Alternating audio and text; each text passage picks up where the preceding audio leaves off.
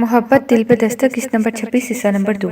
رات وہ کمرے میں آیا تو صبح کو ٹہلتے پایا۔ وہ واش روم سے نکل کر آیا تو ابھی اسے اسی کیفیت میں پنڈولم کی طرح ادھر ادھر ٹہلتے پایا۔ نوفل اسے نظر انداز کرتا بستر پر آ گیا، سائڈ ٹیبل پر رکھی ایک فائل اٹھائی اور اپنے سامنے رکھ کر دیکھنے لگا۔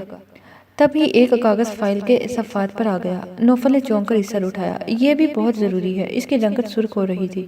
نوفل نے اچڑتی سی نگاہ اس کاغذ پر ڈالی۔ ایک بار، دو بار، تین بار، اس مختصر سی رپورٹ کو وہ کتنی ہی بار پڑھ گیا۔ سر اٹھا کے دیکھا تو وہ دونوں بازو سینے پر لپیٹے تیز نظروں سے اسی کو دیکھ رہی تھی۔ تو وہ پرسکون تھا۔ تو یہ کہ یہ سب کیا ہے؟ وہ تلخی سے بولی تو وہ جیسے نہ چاہتے ہوئے بھی ہنس دیا۔ یہ رپورٹ آپ مجھے دکھا رہی ہیں اور مجھ ہی سے پوچھ رہی ہیں کہ یہ کیا ہے؟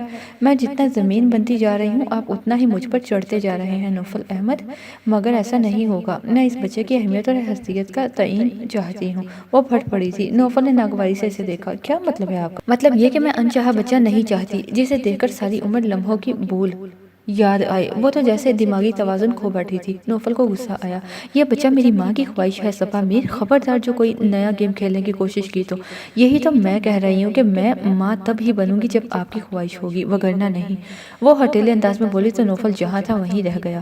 یہ کیا بدتمیزی ہے؟ بات کرنے کا سلیقہ نہیں ہے تمہیں؟ موعید نے غصے سے کہا۔ مگر وہ تو جیسے بات کو کسی کنارے لگانے آئی تھی۔ آپ اسے خود یہاں سے بھیجیں گے یا میں تایا جان سے بات کروں؟ موعید کو لگا اس کا دماغ پھر گیا ہے۔ ویرا یہاں سے نہیں جائے گی، وہ سختی سے بولا۔ وہ یہاں سے جائے گی۔ اگر میں عمر کاظمی کو بول سکتی ہوں تو آپ کو بھی ویرا کو یہاں سے بھیجنا ہوگا۔ یہ کہتے ہوئے اس کی آواز بھر آ گئی، بلکہ آنکھوں میں نمی بھی اتر آئی، جبکہ موعید کو اس کی بات نے شدید جھٹکا لگایا۔ لیکن کیوں؟ کوئی وجہ بھی تو ہو؟ وہ سنبھلتے ہوئے بے اتنائی سے بولا۔ زحا کی نظروں میں اس کا چہرہ دھندلانے لگا۔ کیوں؟ کیونکہ میں… اس نے بنا سوچے سمجھے اعتراف کی سیڑھی پر قدم رکھنا چاہا، مگر لفظوں پر بیٹھے سوچ کے سانپوں نے خوفزدہ ہو کر پیچھے ہٹنے میں مجبور کر دیا۔ آئی ہیٹ یو موعید حسن، تم کبھی بھی مجھے خوشی نہیں دے سکتے، وہ چیخ کر کہتی وہاں سے اٹھ آئی تھی۔ السلام علیکم سامعین اور ناظرین، انفو ود انم میں آپ کو خوش آمدید کہتی ہوں۔ مزید ناول سننے کے لیے، خواب کی تعبیر جاننے کے لیے اور بہت ساری دوسری معلومات کے لیے چینل کو سبسکرائب کر کے بیل آئیکن کو دبا دیجیے تاکہ آپ کوئی بھی ویڈیو ہماری سب سے پہلے حاصل کر سکیں۔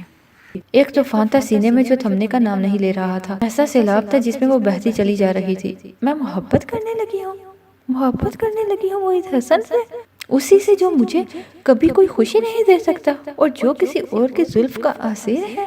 اس نے خود سے اعتراف کر لیا تو کتنے ہی آنسوؤں نے پلکوں کی باڑ توڑ کر نکاسی کا راستہ بنا لیا۔ ایک کپ چائے میرے لیے بھی بنا لینا۔ وہ اپنے لیے ناشتہ بنا رہی تھی جب شمول نے آ کر فرمائش کی تو وہ انسنی کر کے اپنا ناشتہ بناتی رہی۔ سنا نہیں میں نے کیا کہا ہے؟ روب سے دوبارہ کہا تو وہ چیخی۔ جا کر یہ روب اپنی بیوی پر جھاڑو۔ بیوی پہ ہی جھاڑ رہا ہوں، وہ مسکرایا، پھر صلح جو انداز میں بولا۔ سر میں بہت درد ہو رہا ہے، تمہارے ہاتھ کی چائے پینے کو دل چاہ رہا ہے، میں تمہاری نوکرانی نہیں ہوں، اگر اتنی خواہش ہو رہی ہے تو خود بنا لو، وہ صفا چٹ انداز میں بولی اور ٹرے اٹھا کر کچن سے نکلنے لگی۔ شمول اس کی راہ میں آ گیا۔ محبت کرنے والے سنگ دل ہوتے ہیں، سنا تو تھا، اب دیکھ بھی لیا۔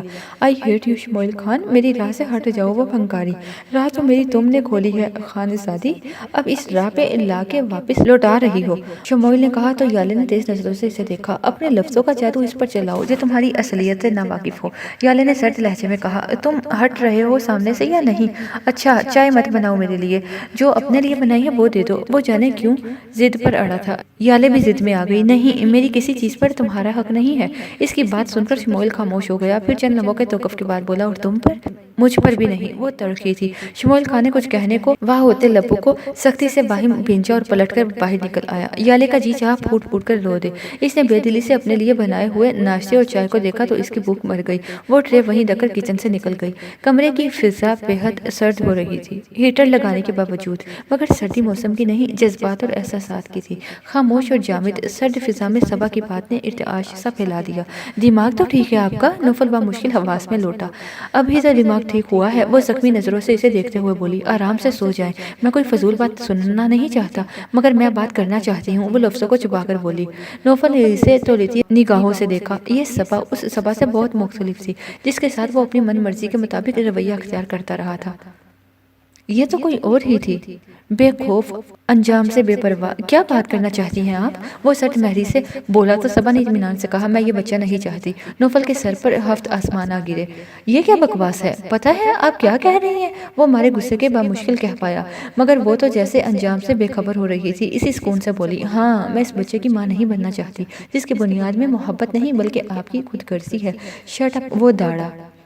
مگر صبا پر اب بھی کوئی اثر نہیں ہوا تھا۔ وہ یوں ہی بولتی رہی، آپ نے خود کہا تھا کہ یہ بچہ آپ کی نہیں بلکہ آپ کی ماں کی خواہش ہے۔ میں یہاں آپ کے لیے موجود ہوں، دوسروں کی خواہش پوری کرنے کے لیے نہیں۔ آپ کی محبت ہی نہ ملی تو دوسروں کی محبت حاصل کرنے کی مجھے کیا ضرورت؟ نوفل کو لگا وہ پاگل ہو گئی ہے، فضول باتیں مت کریں، یہ بہت ضروری باتیں ہیں نوفل، مجھے کہنے دیں۔ وہ اسے ٹوک گئی، مگر نوفل نے اسی سرد لہجے میں کہا، میں نے کہا نا، میں مزید کوئی فضول بات سننا نہیں چاہتا۔ یہ تو وقت ہی بتائے گا، وہ تلخی سے بولی اور لائٹ آف کر کے بستر پر آ گئی۔ بیڈ کے دونوں کناروں پر موجود دونوں نفوس کا آپس میں تعلق ایک مگر سوچیں مختلف تھی۔ جانے قدرت کیا رنگ دکھانے والی تھی۔ ادینہ کا کئی بار فون آ چکا تھا، مگر اس کا موبائل فون تو اب بجتا ہی اس کی کال سے تھا۔ لگتا ہے اب ملنے جانا ہی پڑے گا۔ اس کی خفگی سے پر پیغام پڑھتے ہوئے وہ مسکرا دیا۔ آج کئی دنوں کے بعد اس نے اپنے ذہن کو فریش محسوس کیا تھا۔ دل پہ چھایا غبار بھی بہت حد تک کم ہو رہا تھا۔ اس نے الماری کھولی اور بہت سے کپڑوں میں سے ایک وہ شرٹ اچھی لگی جو لبرٹی سے اس نے اور انس نے ایک ساتھ ایک ہی رنگ اور ڈیزائن میں لی تھی۔ وہ بہت موڈ میں تیار ہوا، ایک سکون سا اس کا گھیراؤ کیے ہوئے تھا۔ خود عماد نے بھی اپنی اس حالت سے کافی اطمینان محسوس کیا۔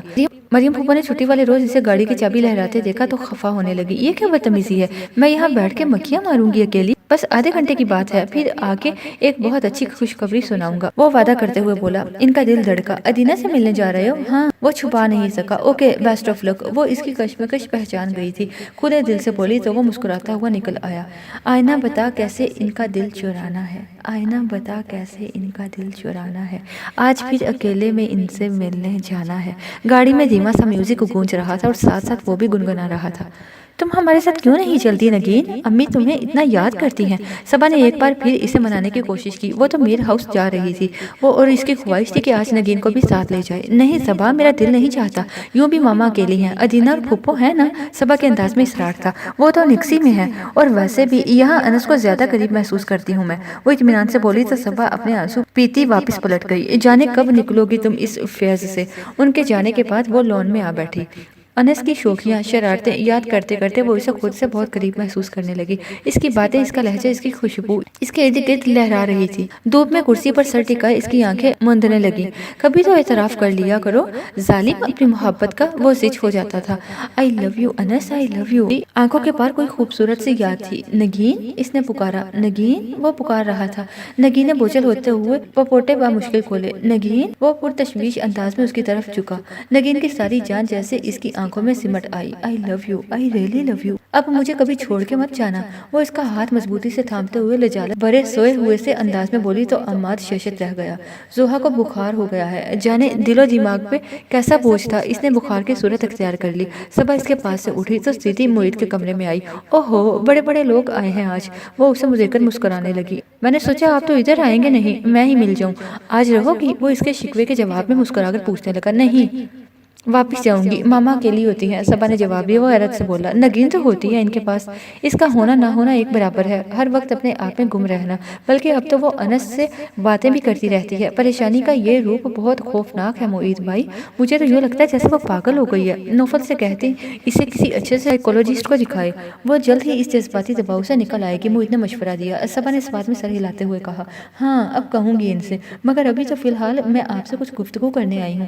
ہاں ضرور، آؤ بیٹھو۔ معید نے کرسی کی جانب اشارہ کیا تو اس نے نشست سنبھال لی۔ کہو۔ وہ منتظر نظروں سے اسے دیکھنے لگی۔ یہ آپ کے اور زوہا کے درمیان کیا چل رہا ہے؟ صبا نے مشکوک انداز میں پوچھا تو اس سے ہنسی آ گئی۔ کیا مطلب؟ مطلب یہ کہ ویرا اور آپ کے بیچ کیا چکر ہے؟ صبا نے اسی سنجیدگی سے پوچھا تو وہ مسکرا دیا۔ تم میرا اور زوہا کا چکر معلوم کرنے آئی ہو یا میرا اور ویرا کا؟ غیر سنجیدگی سے پوچھا تو صبا خفگی سے بولی۔ یہ مذاق کی بات نہیں ہے، وہ بخار میں تپ رہی ہے، بلکہ کچھ اول فول بھی بک رہی ہے۔ وہ جب بخار میں تپ نہیں رہی ہوتی تب بھی اس کی यही कैफियत होती है। मोहित ने इत्मीनान से कहा, आप इतनी अहम बात को गैर संजीदा अंदाज में मत लें। वो नाराज हुई थी। तुम बात ही इतनी गैर संजीदगी से कर रही हो। वो बर्जिस्ता बोला, जोहा और मेरे दरमियान निकाह चल रहा है, जबकि वीरा और मेरे माबैन दोस्ती का चक्कर है। और कुछ? वीरा का मामला सुलझ चुका, वो अब यहाँ से जा क्यों नहीं रही? सबा के जहन में भी ये सवाल उठा तो इसने पूछ लिया। जोहा की हालत और बेहोशी की कैफियत में बड़बड़ाना इसके इल्म को खासा बढ़ा गया था। तुम्हें किसने कहा कि इसका मामला सुलझ चुका है? मोहित ने तेवरी चढ़ाई तो सबा जरा संभली। वो जिस काम के लिए आई थी वो हो चुका, अब इसके यहाँ रहने की क्या तुक बनती है?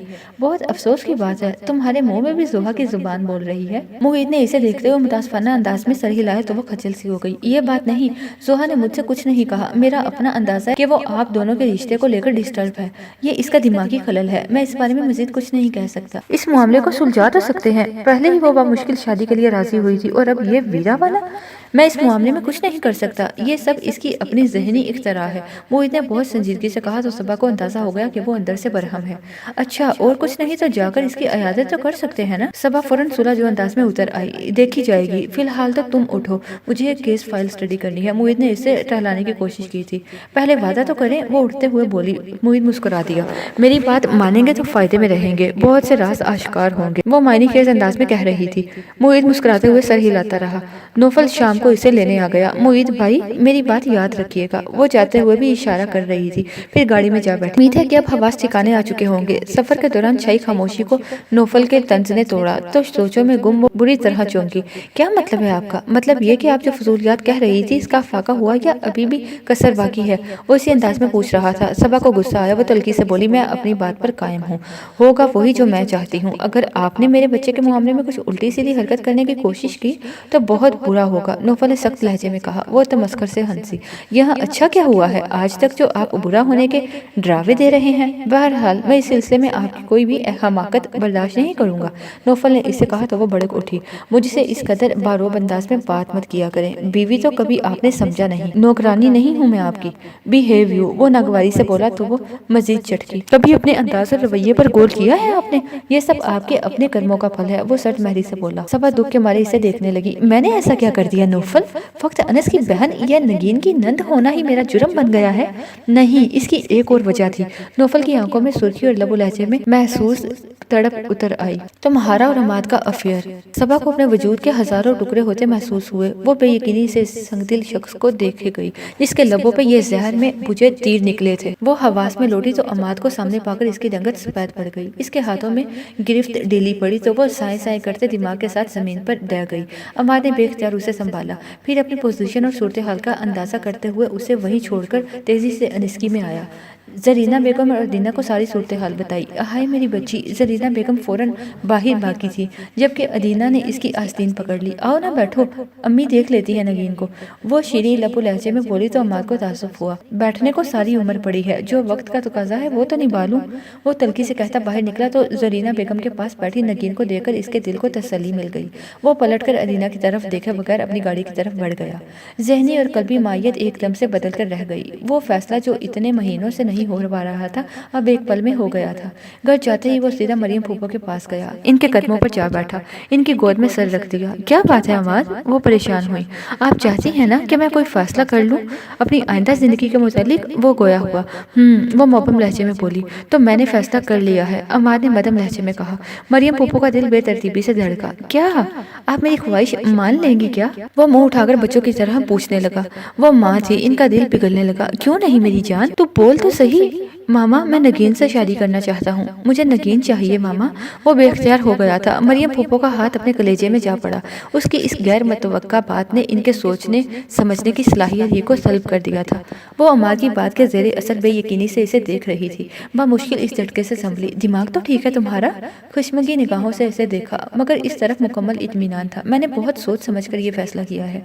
हद होती है डिटाई की अमाद, तुमने ये सोचा भी कैसे, वो भी नगीन के मुतालिक? इसको पता चले तो क्या سوچے تمہارے بارے میں؟ ان کی سمجھ میں نہیں آ رہا تھا کہ اپنے غصے کا اظہار کس طرح کریں۔ مجھے کسی کی کوئی پرواہ نہیں، ہر کوئی اپنی زندگی کے فیصلے کرنے میں آزاد ہے، تو یہ آزادی مجھے کیوں حاصل نہیں؟ وہ قطعیت سے بولا۔ انہیں غصہ آیا۔ آزادی کا مطلب یہ نہیں کہ تم ہر فیصلہ کرتے وقت صرف خود کو دیکھو، اس آزادی کا ناجائز فائدہ مت اٹھاؤ۔ ان کے انداز میں سختی تھی۔ وہ اٹھ کھڑا ہوا۔ میں نے سب کچھ دیکھ کے یہ فیصلہ کیا ہے موم، اور یہ میرا آخری فیصلہ ہے۔ ادینہ سے شادی کا فیصلہ بھی تمہارا ہی تھا۔ انہوں نے طنز کیا۔ وہ تو متحیر تھیں۔ عماد کی ذہنی کیفیت اب انہیں مشکوک لگنے لگی تھی۔ پہلے ادینہ اور اب نگین۔ ادینہ کے لیے تو وہ دل پر پتھر رکھ کے مان ہی گئی تھی، مگر اب نگین؟ ان کا دل ڈوبنے لگا۔ وہ میر ہاؤس کی بہو رہ چکی تھی، بھلا وہ اس کے لیے ایسی بات کرتی اچھی لگتی؟ وہ کل کی بات تھی، بس میں ہی اپنے دل کی آواز سمجھ نہیں پایا تھا۔ وہ مطمئن تھا۔ مریم پھوپھو کا دماغ دکھنے لگا۔ عماد تنگ نہ کرو مجھے، میں نے آپ کو فائنلی بتا دیا ہے، اب آگے سارا معاملہ آپ ہی کو طے کرنا ہے۔ دماغ تو صحیح ہے تمہارا، میں ایسے بات کیسے کر سکتی ہوں؟ وہ بدکی، ویسے ہی جیسے تمام مائیں اپنے بچوں کے رشتوں کے لیے کرتی ہیں۔ وہ طمانینت سے مسکرایا۔ بہت دنوں کے بعد وہ اس قدر پرسکون دکھائی دیا تھا، مگر اس کے اس سکون کی وجہ نے انہیں طمانینت دینے کی بجائے خلجان کا شکار کر دیا۔ میں اس سلسلے میں تمہاری کوئی مدد نہیں کر سکتی، تمہیں تو اس معاملے میں میری پوزیشن کا بھی پاس نہیں ہے۔ بھائی صاحب کیا سوچیں گے؟ ہم اسی انتظار میں تھے کہ انس جائے اور ہم۔ وہ بے اختیار جذباتیت کا شکار ہونے لگی۔ وہ حکم ربی تھا۔ ماما، میر ہاؤس کے مکینوں کے نہ تو دل اس قدر تنگ ہے اور نہ ہی دماغ، آپ دیکھ لینا، وہ سب میرے اس فیصلے کا دل سے خیر مقدم کریں گے۔ عماد پر یقین تھا۔ اور نگین، وہ مانے گی کیا؟ انہیں دفتن کوئی خیال چھو کے گزرا۔ انہوں نے جانچتی نگاہوں سے اسے دیکھا۔ اسے منانا اس کے گھر والوں کا کام ہے، اور ویسے بھی نیک کام میں خدا کی مدد شامل حال ہوتی ہے۔ وہ اس قدر پر اعتماد انداز میں بولا کہ ان کے کچھ کہنے کو بچا ہی نہیں۔ ایک بار پھر سے سوچ لو عماد، کوئی مسئلہ نہ بن جائے۔ وہ بے بس ہو گئیں۔ ڈونٹ وری موم، اور فٹافٹ میرے لیے کچھ کھانے کا بندوبست کریں، بہت بھوک لگنے لگی ہے۔ وہ خوشگوار لہجے میں کہتا اپنے گھر کی طرف بڑھا تو وہ گہری سانس لے کر رہ گئی۔ تو کیا نگین عماد سے شادی کے لیے کبھی راضی ہو پائے گی؟ جاننے کے لیے دیکھتے رہیے محبت دل پہ دستک، قسط نمبر 26، حصہ نمبر 3۔